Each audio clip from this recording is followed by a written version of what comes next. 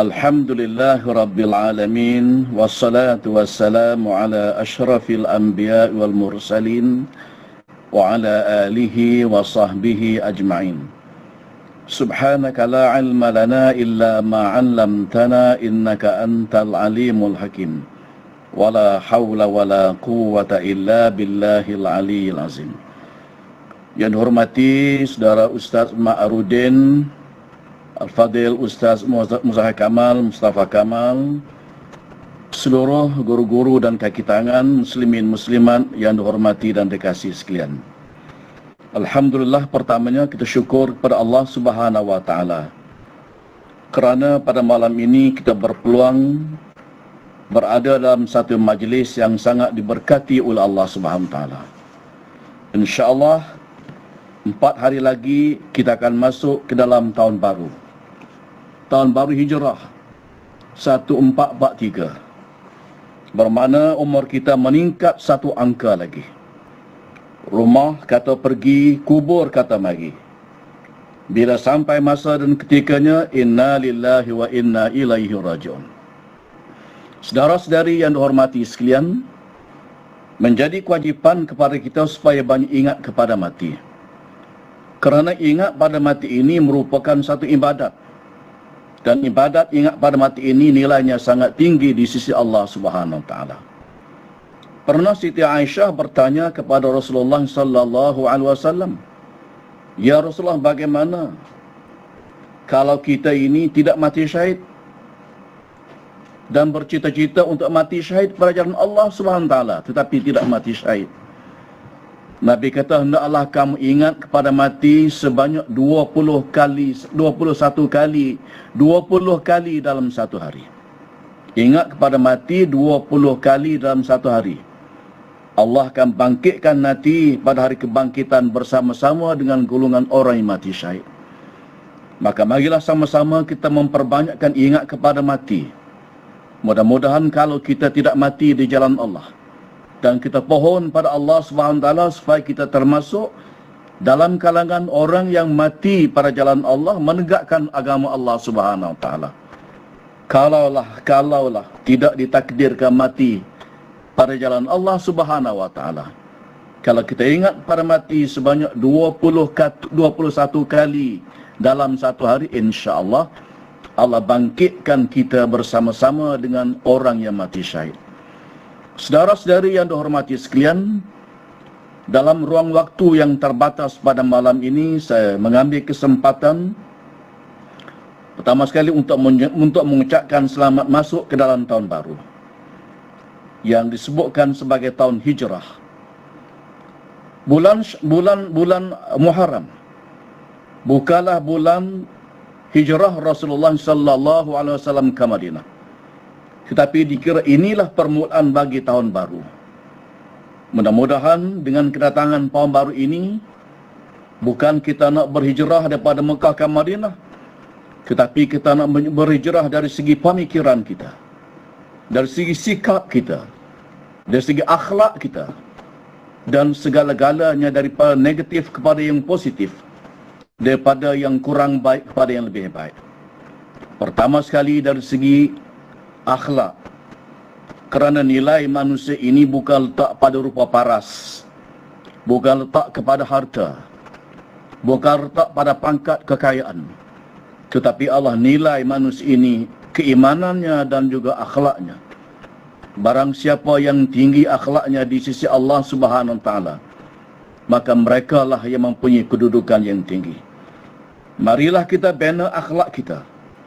Kita bina daripada satu tahap ke satu tahap yang lebih tinggi, daripada satu peringkat ke satu peringkat yang lebih sempurna, supaya kita dapat memperbanyak dan menyempurnakan diri kita ini dengan akhlak mahmudah, dengan akhlak yang terpuji, dengan akhlak yang mulia.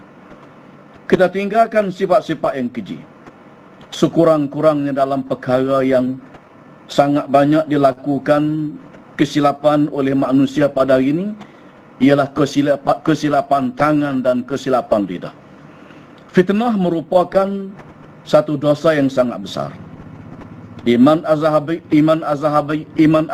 dalam kitabnya Al-Kabair meletakkan fitnah, membuat fitnah ini termasuk dalam senarai dosa besar. Nabi SAW menyatakan, di antara sebab manusia tersungkur dalam api neraka, pertama, mereka tidak pandai menjaga lidah, dan yang kedua, mereka tidak pandai menjaga kemaluan. Hari ini, lidah melakukan jenayah yang sangat berat, iaitu membuat fitnah kepada sesama Muslim. Fitnah menerusi TV, menerusi radio, menerusi telefon, dan menerusi komunikasi biasa di antara sesama manusia. Duk congok atas kedai kopi, dekat kedai kopi, bercakap menceritakan keaiban orang. Membuat fitnah pada orang tu dan membuat fitnah pada orang ini. Dan satu lagi adalah tangan.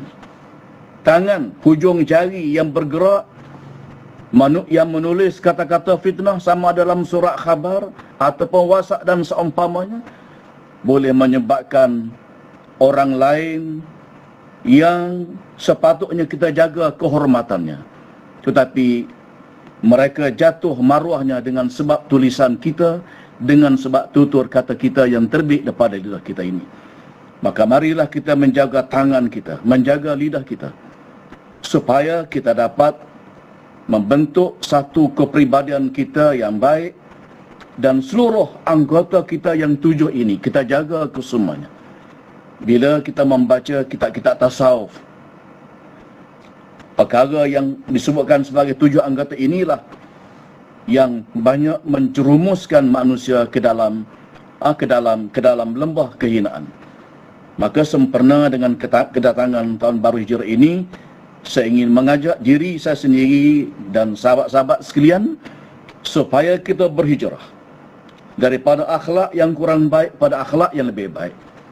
Daripada ilmu yang sedikit, kita tingkatkan lagi ilmu. Kita mempertingkatkan ilmu. Daripada kita tidak aktif dalam dakwah, dalam jihad, kita pertingkatkan supaya kita menjadi lebih aktif dalam jihad pada jalan Allah Subhanahu wa taala.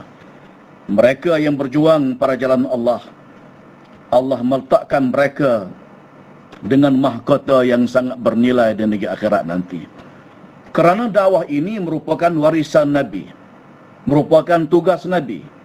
Ta'muruna bil ma'rufi wa tanhauna 'anil munkar. Ini merupakan kerja Nabi, kerja Rasul. Maka mereka yang mengambil kerja Rasul, mereka meneruskan kerja Rasul, adalah mereka itu tergolong dalam golongan yang mulia, yang disebutkan sebagai khairu ummah. Kuntum khairu ummatin ukhrijat linnas. Ta'muruna bil ma'rufi wa tanhauna 'anil munkar wa tu'minuna billah. Mudah-mudahan di kalangan kita di Ma'had Tafsir wa Tarbiyah ini, semua sekali kita ini termasuk dari kalangan orang yang berjuang pada jalan Allah Subhanahu wa taala. Mewakafkan hidup kita ini untuk perjuangan Islam, untuk dakwah, untuk menegakkan agama Allah Subhanahu wa taala.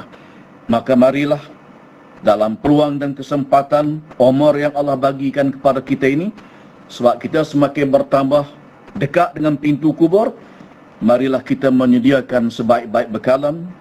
Sebaik-baik bekalan itu ialah taqwa kepada Allah Subhanahu wa taala. Wa tazawwadu fa inna khairaz zadi taqwa. Mudah-mudahan kita diberikan kekuatan oleh Allah Subhanahu wa taala. Saudara-saudari yang dihormati sekalian, saya rasa masa lebih dapat cukup yang diperuntukkan pada saya minta maaf lebih masa. Saya rasa setakat itu untuk saya berikan sedikit kata-kata pada malam ini.